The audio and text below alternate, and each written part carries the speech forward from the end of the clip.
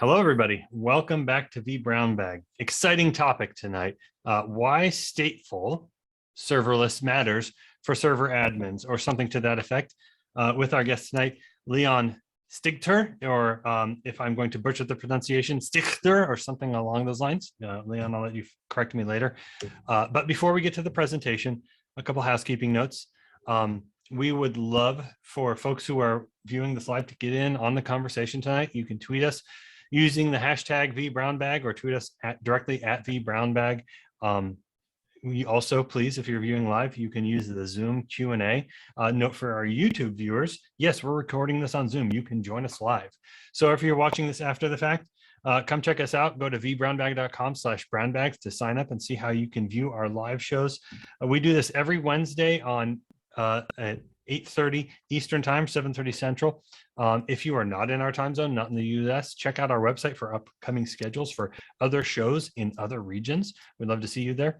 I'm your host, Ken Nalbone. If you have a topic that you would like to talk about on vBrownBag, if you want to enable the community, please reach out to me. My DMs are open. Send me a message, say, Ken, I've got a great topic. Or you can just tweet the vBrownBag account on Twitter.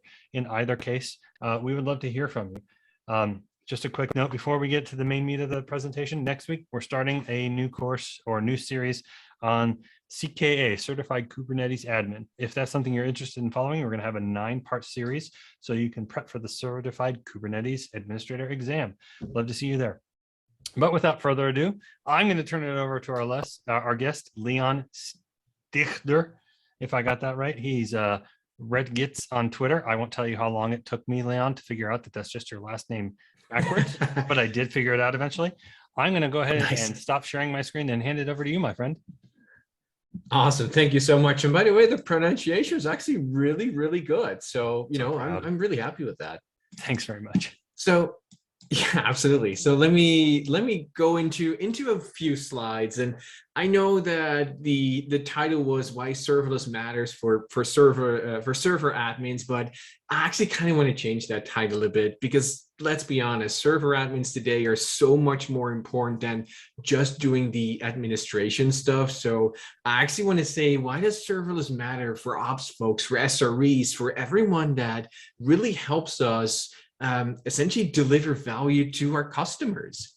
And I actually think that today is incredibly exciting. It's a really special day, at least for me. Today is Pink Cadillac Day. So if you drive a pink Cadillac, super awesome. Today's your day. Today is also American Chess Day. It's one of those games that I never really learned to play, and this is really exciting for me. It is actually my first vBrownBag, the first one that I get to present at. So I'm super excited to be here. Ken, real big thank you to you and Chris for having me on today. It's our pleasure, of course. So awesome. So before we dive in, I actually want to start off with answering two questions, and surprisingly or unsurprisingly, one of those was actually in the Q&A window just now. So yes, serverless does actually run on servers, and I'm saying it specifically for my good friend Tim Davis, who if everything went well, is actually joining us in this session as well. And yes, serverless actually means that you're using someone else's computer. So from that point of view, serverless is a mindset. It's like DevOps. It's something that you want to be doing simply because it makes your life a bit easier. So having answered those two questions up front, and I hope that it helps at least some folks sort of get an idea of what serverless is going to be, I want to take you on a journey. And like every good journey, like every fairy tale, it starts once upon a time in a land far, far away. And just imagine that you have a complete data center. Imagine that you're the administrator of that data center, and it's filled with monolithic applications. And let's be honest, a few decades ago, that was for a lot of developers, for a lot of companies, the de facto standard to go build applications, go build a monolith. There simply was no better alternative to go build something. And in all honesty, I have nothing against monoliths. In my personal opinion, a well thought out monolith is always going to be better than a badly created microservice or serverless architecture, simply because ultimately it comes down to the value that you get to your customers.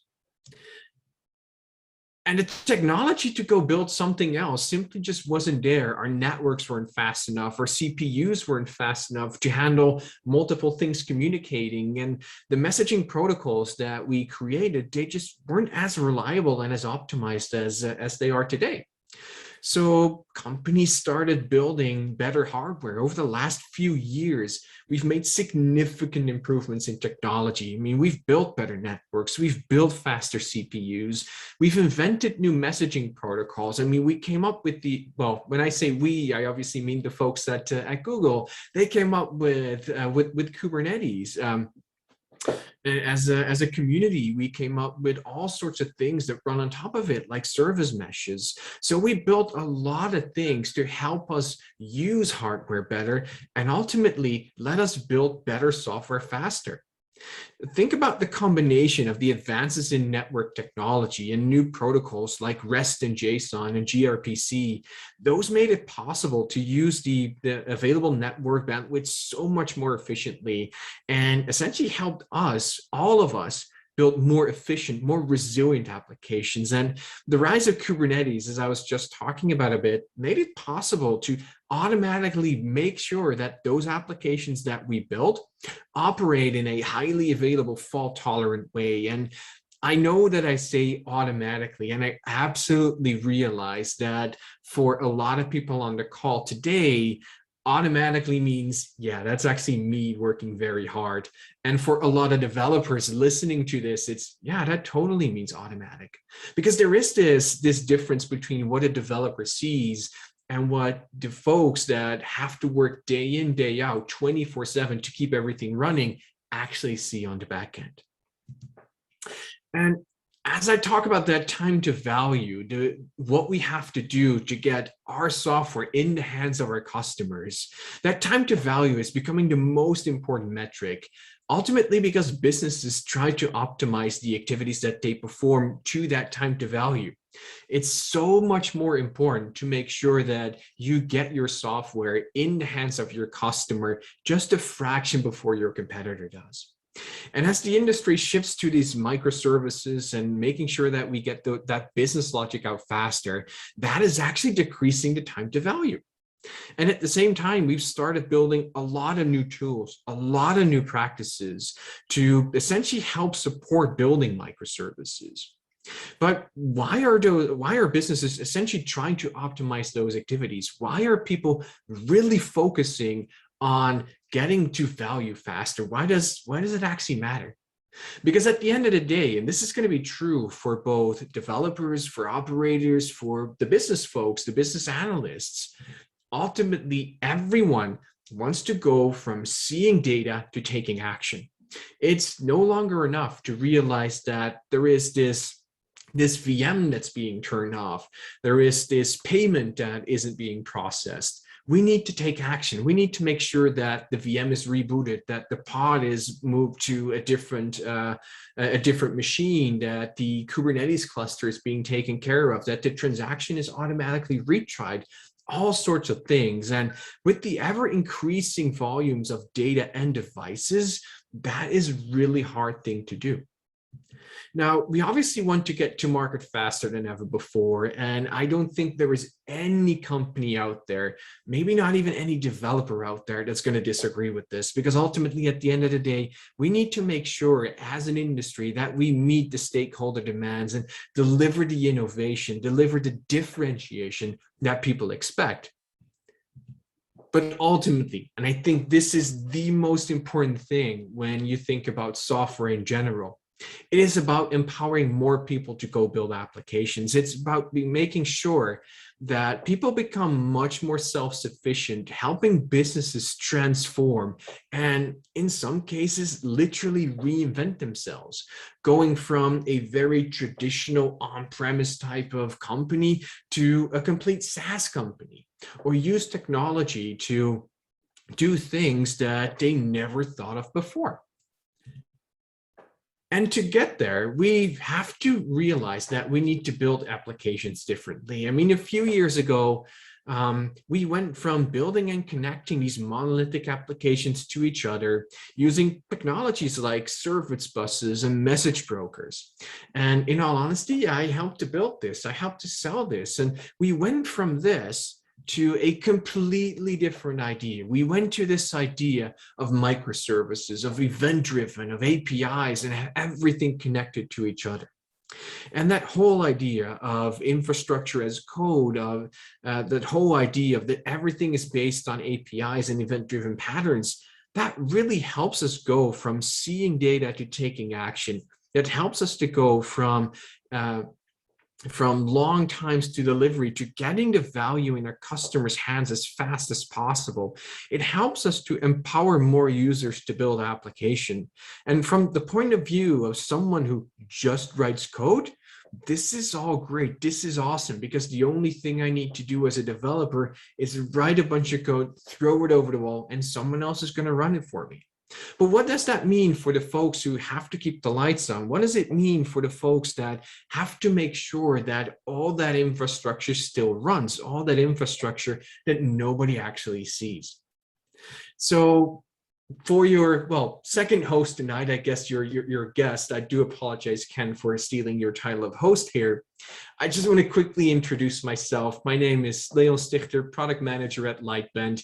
I am absolutely a serverless aficionado. I mean, I deeply care about developers making sure that they can build what they need to build in the best way possible.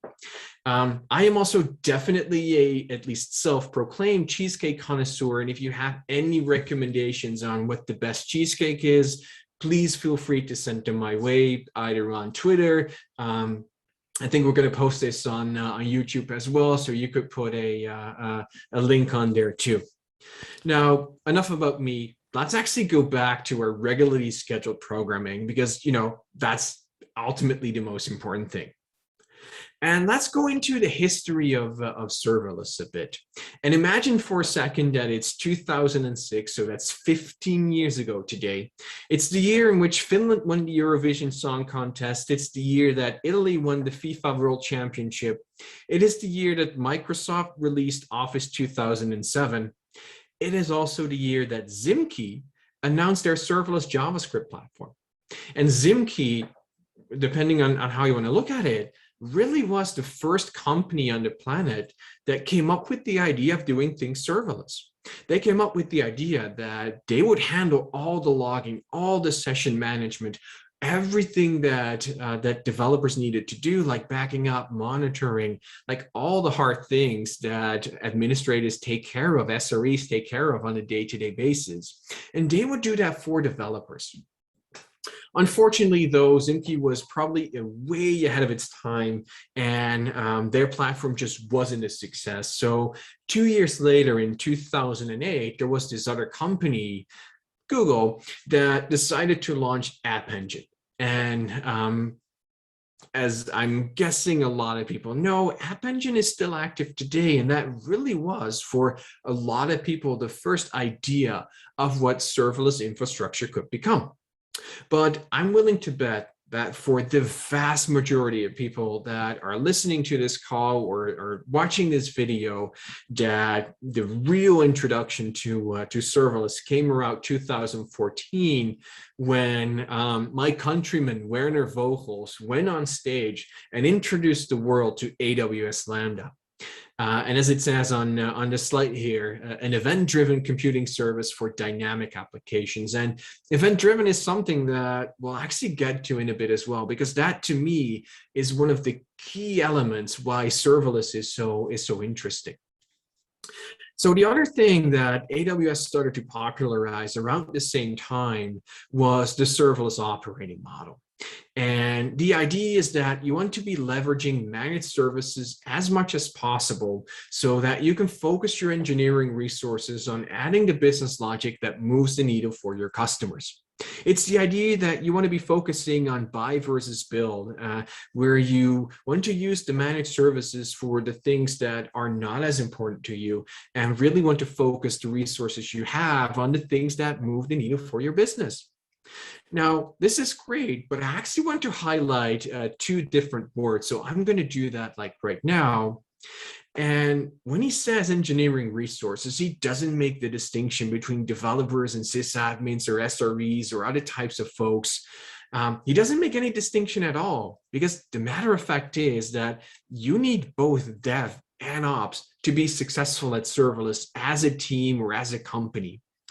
And generally those apps, especially serverless ones, consist of two types of things. I mean, they consist of the undifferentiated heavy lifting, the things that need to be done, but really provide no competitive advantage. I mean, those are things like security patches. I mean, no one really enjoys doing that. Those are things like database management, probably one of the hardest things on the planet. And then you have the secret sauce, the things that make your application special, the things that make your application unique. And those could be the user experience, but that could definitely also be the speed at which you can process the requests that your customers get. Because ultimately, when you look at the best application or the best looking application on the planet, and it takes 5 minutes for you to process a click of a button, then people aren't going to be as impressed. If you have a slightly less good looking app, but you take only a second or even less to process that click, people are going to be much more impressed. So speed can absolutely be a differentiating factor. It can totally be part of the secret sauce that moves the needle for your customers. So diving into serverless a bit more and sort of talk about why it matters from an application point of view, it is all about no more servers. And yes, as I said in the beginning, and I'll repeat it specifically for Tim, there are servers in serverless, absolutely. But it's about giving everyone the flexibility and the time to think about what's adding value to the business process. And this is, at least from my perspective, a reason why the operational folks, the SREs, are so incredibly important in this, because they have this broad picture, this broad view of what is important to build highly scalable, highly resilient applications. And whether you do that on a server or whether you do that deploying to something like AWS Lambda, it is incredibly important that you have both sides of that spectrum in your team. It is all about flexible scaling. And sure, from a client perspective, that means that the platform is taking care of everything. It's scaling your application up when more traffic arrives. It is adding more capacity to handle that increased workload when that happens very seamlessly. For example, if I look at compute resources, it simply could mean just adding a bunch more machine to handle all that. And the concurrency model of a 12-factor app is also very relevant in thinking about this. And if I think about it from an SRE or from an operations point of view, the things I just talked about, like the platform takes care of scaling. We just magically add a bunch of compute resources to take care of this. This is absolutely why serverless not only is important to the operational folks, but also why the operational folks are so important to serverless. Because without you all, without the folks that make sure we can do this on a day-to-day basis, there really wouldn't be any serverless. Now, for a lot of folks, the real added value of serverless is that you pay for use, not for server units. So you're essentially paying for your actual usage, for the throughput, either in execution duration, in number of API calls that you make, a combination of the two. And that's obviously much more true on the public cloud side of things. If you look at the private side cloud of things, for example, using things like Tanzu serverless or Red Hat OpenShift serverless, then the whole idea is that you can actually reuse the capacity much more meaningful, so that you don't have to scale up a lot of servers just to run a few processes every once in a while, but that you can reuse that capacity when things are not in use. So paying for value, or at least reusing that server capacity in a much more meaningful way, is incredibly important. And one of my personal favorites is automated high availability. It doesn't mean that developers have to, or essentially can forget about fault tolerance, can forget about high availability and say, look, it's all part of the platform. Someone else is going to do it for me. It does mean that they have to think about how to code for failures. And there are a lot of new failures that they have to take into account, because that automatic scaling of functions doesn't mean that everything is going to scale. I mean, just think about a database. And in all honesty, I have never successfully scaled up a database while it was in use. In full transparency, I probably wouldn't be the best SRE or server admin or however you want to call it on the planet. I'll just rely on my PM and sort of my developer skills, I guess. And when you look at scaling that, if you don't do that properly, you're essentially exacerbating the problem. So taking all that into account, is serverless a real thing? And yeah, again, I totally realize that it runs on servers, it runs on someone else's servers, in fact, but is it a real thing? And looking at the CNCF Kubernetes survey of 2019, 41% of the respondents say that they are using serverless in production today.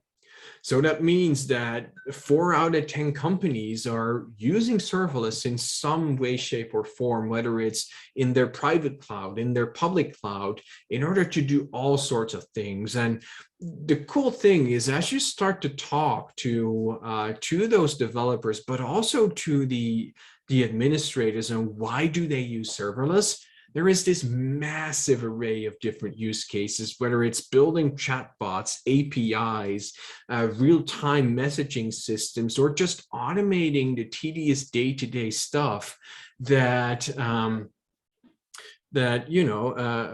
essentially get you to value faster. So I see a quick question come in. If I've sampled the Japanese Basque cheesecake yet? Unfortunately, I have not. So Dan, I'm going to take you up on that and see if you can get me one of those. Follow-up question there, Leon. Is Cheesecake Factory good for a cheesecake person? I don't know anything about cheesecake. So, Cheesecake Factory is actually pretty good when you consider like the specialty cheesecakes. If you want a really good, like more New York style cheesecake, there are definitely better ones. I'm not sure if I'm allowed to name brands on this webinar. Sure, we don't care.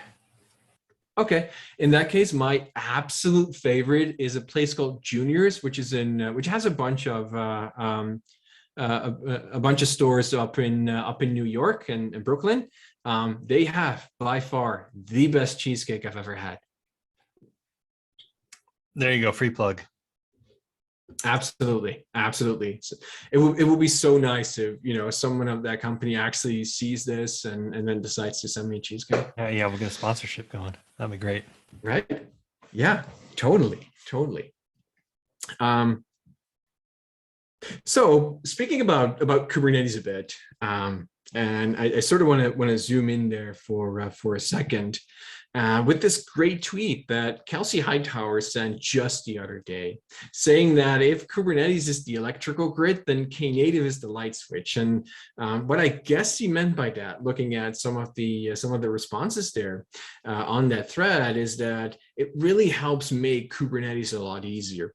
And I do feel that this idea of serverless making other things easier to use is very much in line with the whole idea of serverless, because it means that we're freeing up resources, both cognitive as well as physical resources, to make sure that we can do something else. And that whole idea, that light switch, I absolutely love that, because you can turn a light switch on, you can turn a light switch off, and both of those things are events.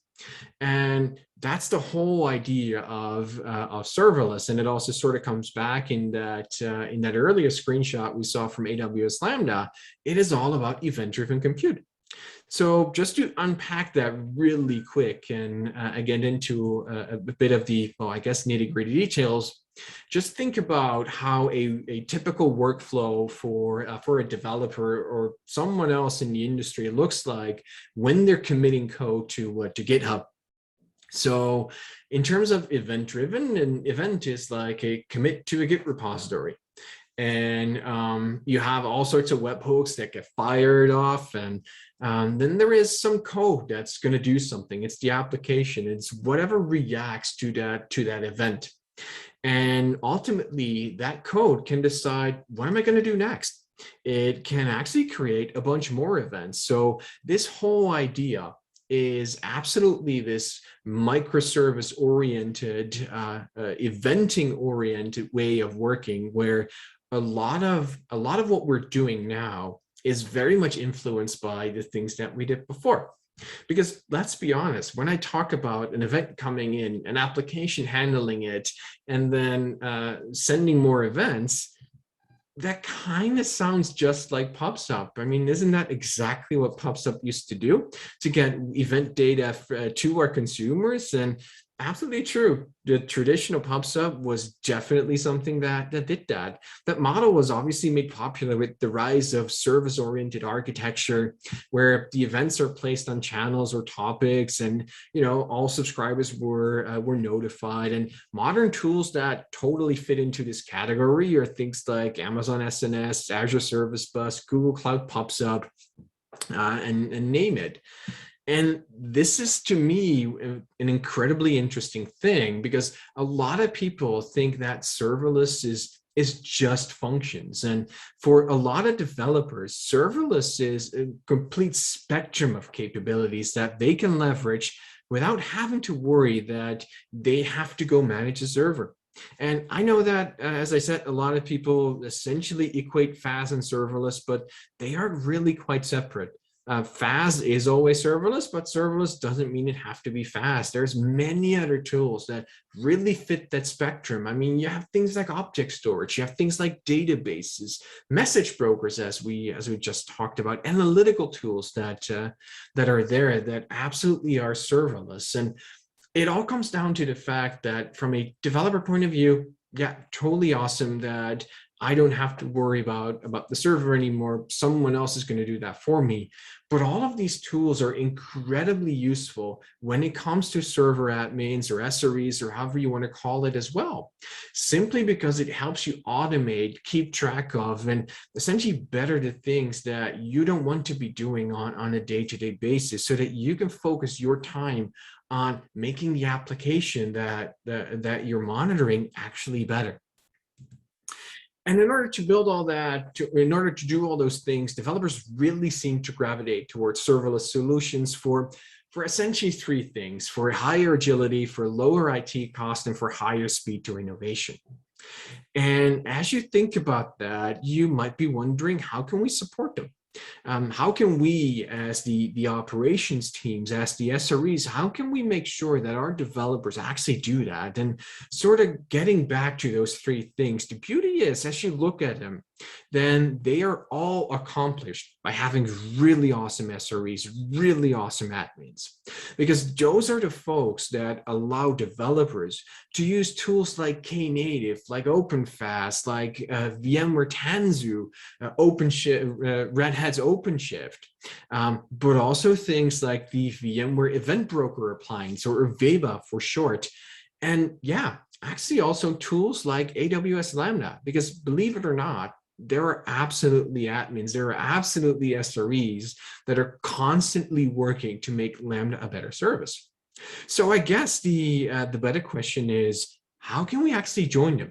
How can we make sure that we get to use all of those amazing tools that we just talked about to make our lives easier, to make our days better? And it turns out that the ops in DevOps, for example, is just as important as dev. And I just binged a quick search for serverless for DevOps, and they are all talking about how important the operational side of DevOps is. Because ultimately, without the ops, the dev is just, well, creating stuff.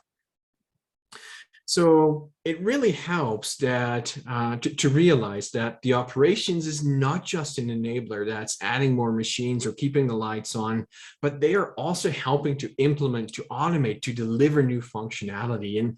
And one of those tools to really help, and I personally love this tool, is actually the VMware Event Broker Appliance, or VEBA for short.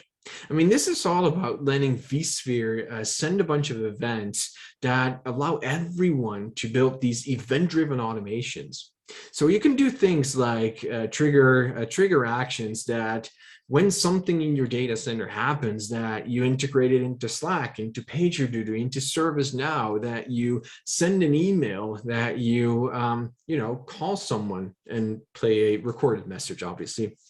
So, for example, let's look at notifications. I mean, just think about the fact that you can have real-time updates for your inventory, that you can have real-time insight into what is happening to that switch, what is happening in your SDDC, what are all those components doing, monitor health, monitor availability, and actually trigger remediating actions when something happens, so that you're going to be the first one to find out and not your customer, whether that is someone outside of your company or someone inside of your company. Obviously, super important, especially in today's world, is the ability to track all configuration changes and just think about what happens when a change goes into production. There are so many sign-offs that need to happen just to make sure that all of the CMDBs, all of those change management databases are properly updated so that everyone can audit what has happened and that we can be sure that software goes into production in a secure and fast way. And as you think about all of those things happening, then the VMware Event Broker Appliance, or VEBA for short, is essentially powered by a bunch of different components. And the interesting thing, at least from my perspective, is all about the orchestration engine. And if you choose VEBA, then you can essentially choose between two options. You have Knative, you have OpenFaaS. And both do pretty much the same thing, both run on Kubernetes and give you the ability to listen to events, react on events, and then process them further on. So, you know what, before I continue, let me actually really quickly stop. And I am going to share a different window here and sort of walk you through an event. So what I'm going to do is I've created this, or actually I copied, because that's the beauty of the VEBA community. They've created so many awesome functions that you can use out of the box already.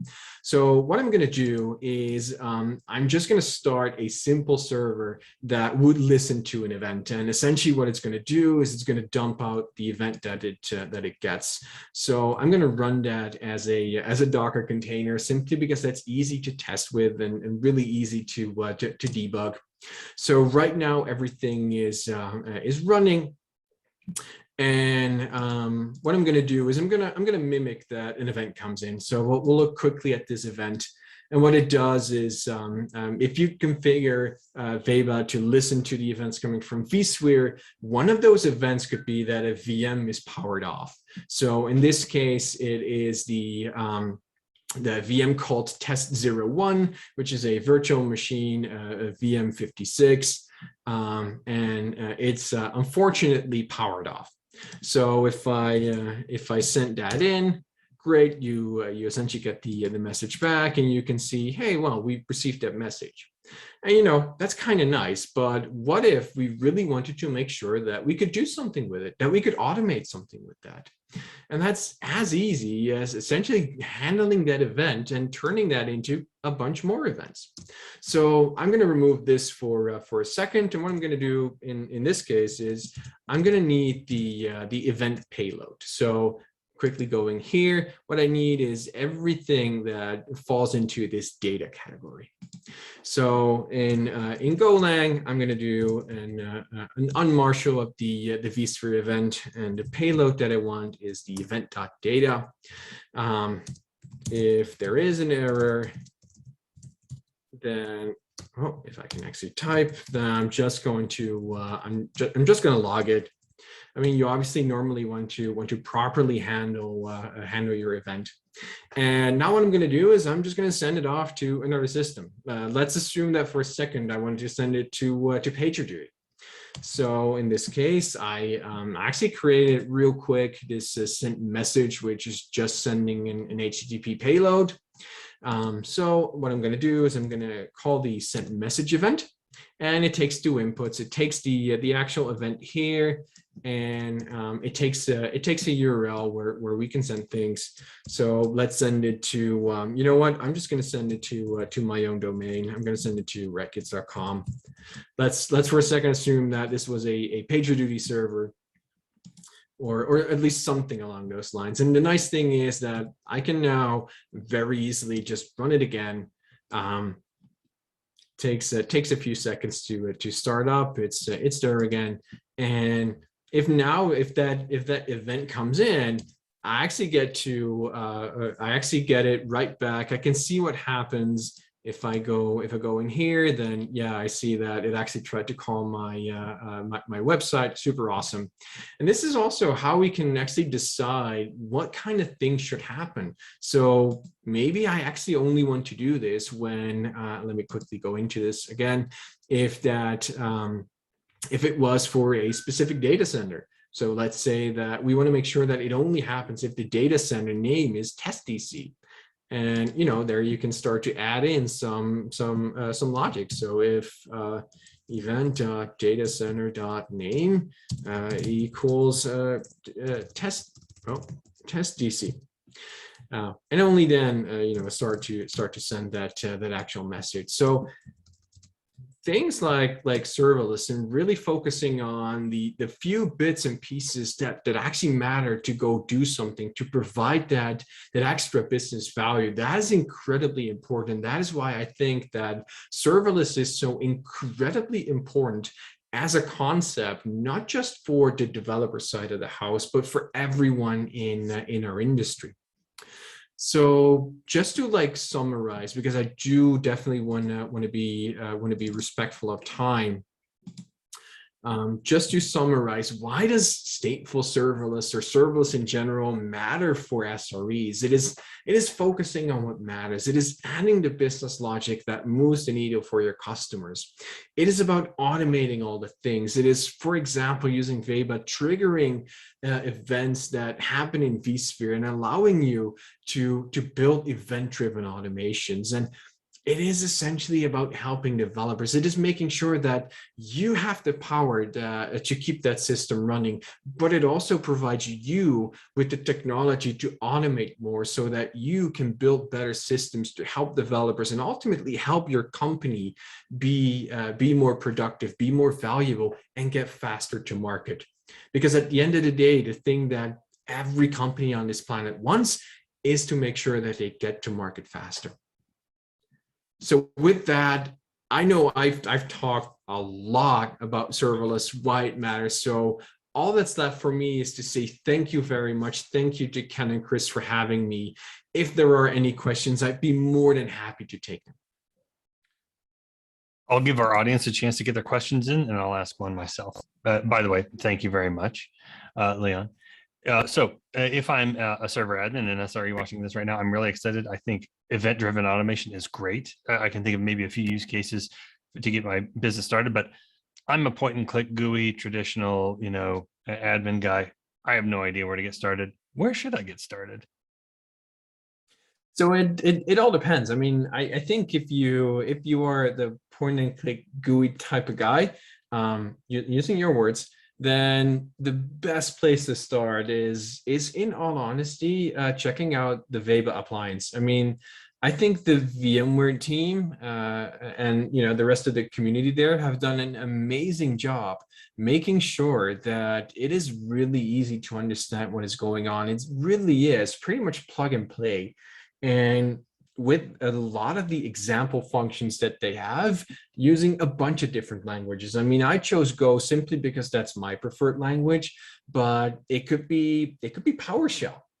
So if you are comfortable with writing PowerShell scripts or writing Bash scripts, then you could take that and essentially use that as the base for your automation within the VMware Event Broker appliance. And as you sort of grow beyond that and want to extend, then looking at things like Knative or OpenFaaS are absolutely great, simply because it really ties into a lot of the infrastructure that we're seeing today. Awesome, great stuff. Thanks very much. Appreciate the time. Looks like there's no other questions unless somebody gets in one here at the last moment. I will say good evening, everybody. Make sure to join us next week as we kick off our CKA series. And until next time, we'll see you later.